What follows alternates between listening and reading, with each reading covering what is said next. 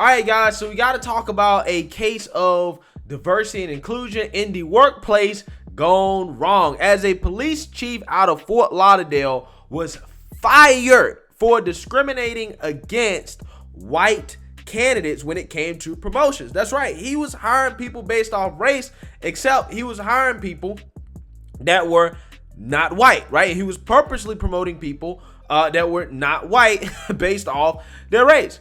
And after an investigation into these allegations of him basically discriminating based off race, he was shown the door. Okay, so I want to talk about that. But before we get in, I just want to let you guys know, if you like my channel, you like my commentary, you want to support my channel, you can do so using the links in the description below. You can support the Patreon, you can support the PayPal, you can support the merch. There are multiple ways to support the channel if you would like to do so, including getting yourself one of my signature racist mugs, which is a daily reminder of the 2022 definition of racist according to the left, which is anybody who disagrees with the Democrat Party. So without further ado, let's play this news clip that's going to give us some insights in regards to the situation involving this Fort Lauderdale police chief being fired for racially discriminating against candidates for promotions. Take a look.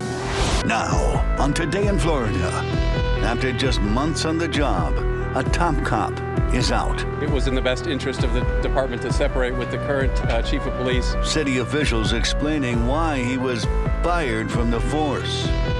For the first time since he was relieved of duty, we're hearing from that former chief telling us his side of the story. Yeah, 7 Samantha Sosa is live outside of the Fort Lauderdale Police Department with more on this cop controversy. Samantha.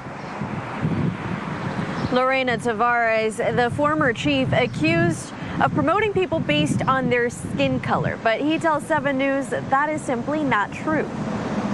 Now fired from the force, Fort Lauderdale's former police chief Larry Scirotto speaking out, giving 7 News his side. Those minority groups and now are being treated as if they were less than deserving, because that's not the case, and it never was. After just 6 months on the job, the city fired him, accusing him of promoting officers based on their race. The promotions that I made of our minority candidates were because they were exceptional candidates. They had excelled at every level of the organization. They deserved to be promoted. And, oh, by the way, they happened to be minority. It wasn't because they were minority. The top cop controversy comes after several complaints from within.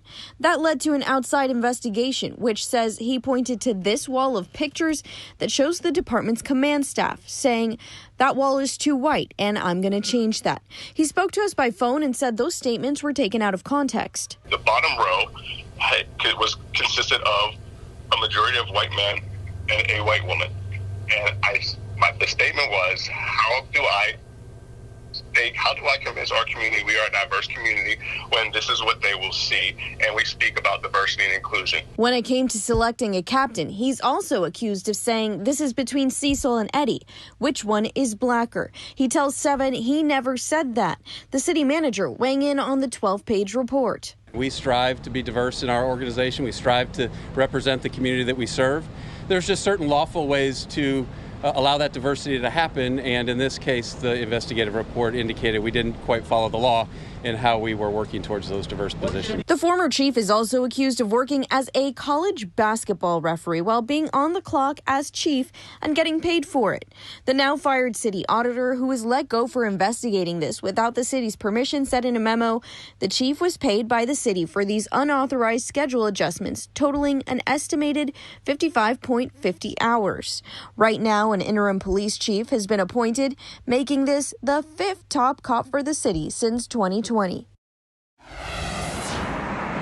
And an attorney for several Fort Lauderdale police officers saying that they're glad that the city took these allegations seriously. For now, we are live in Fort Lauderdale. Samantha Sosa, Today in Florida. All right, guys, so you seen that, you heard that, right? You seen that, you heard that. This guy was literally promoting people, allegedly, based off their skin color, okay? When it came down to 2 black candidates, he was like, which one of them is blacker, right? Which one is darker? We want the darkest captain we can get, okay? We want the darkest captain we can get. And I 100% believe these allegations. I 100% believe these allegations.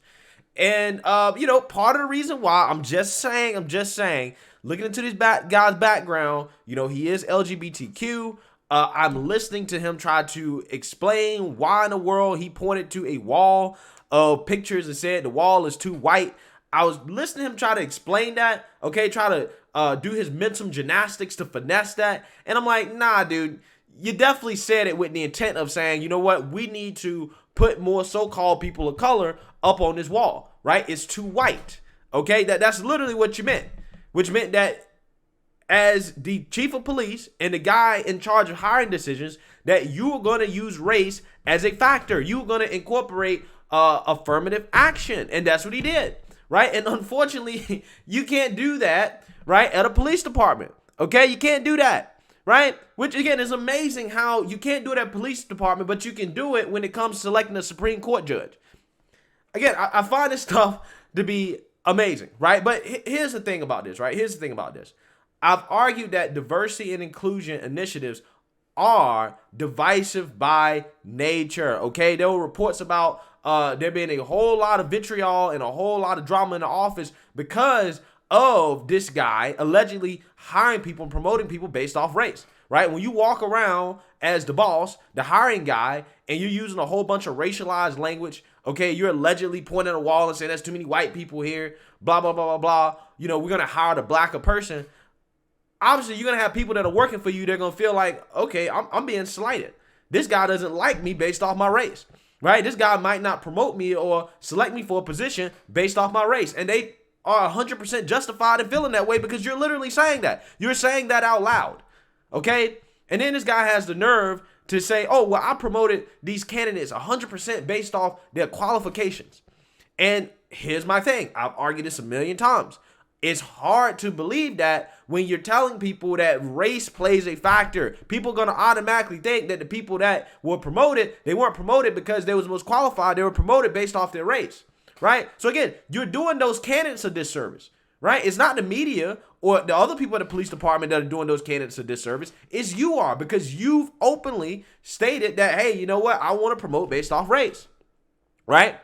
And this is why people got to stop doing this stuff, man, right? When it comes to this whole diversity and inclusion thing, in order to get more diversity and inclusion, what you do is you make sure everybody gets a fair shot, because that is the argument. The argument for diversity and inclusion is that, well, it's not diverse and inclusive because everybody's not getting a fair shot. There's some type of racism against non-white candidates, right? So the solution to that is not to promote based off race. It's simply to give everybody a fair shot based off race and say, you know what? We're not going to discriminate based off race, period. That is the solution, okay?